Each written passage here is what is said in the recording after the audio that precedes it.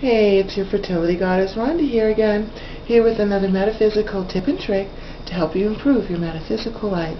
So for the past couple of weeks we've been talking about how to raise your psychic awareness, your psychic abilities, and we've gone over working with identifying and working with our dominant sense in part 1, and in part 2 we started to build on those senses to strengthen up our lesser dominant senses with the dominant ones.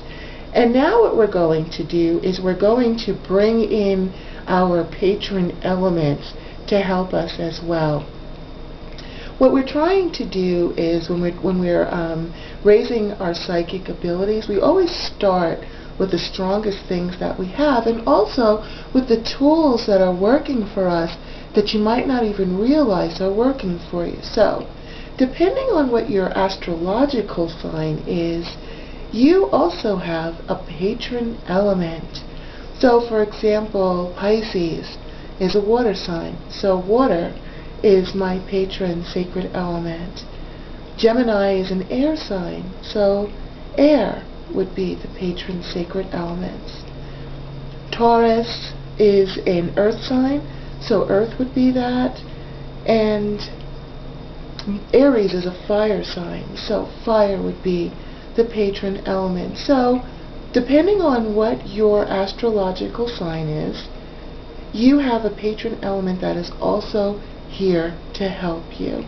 So figure out what's your patron element based upon your sign. I won't bother to go into all of them because most of you, I'm guessing, probably already know what that is, and if not, it's very easy to research. I try to keep these things as short as I can because I know how busy you are and I don't want to hold you up all day. So let's get right into it.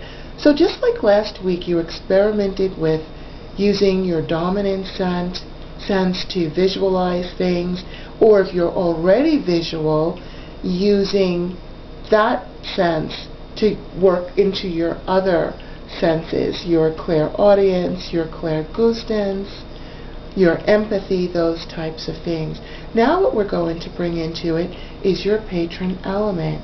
So what you're going to do for this week's exercises is being aware of your dominant sense. So for example, if your dominant sense is hearing, your clairaudient, and you're an earth sign, then I want you to just get yourself a bowl of earth. You can use salt if you want to. I personally like actual earth, but you know, it's up to you.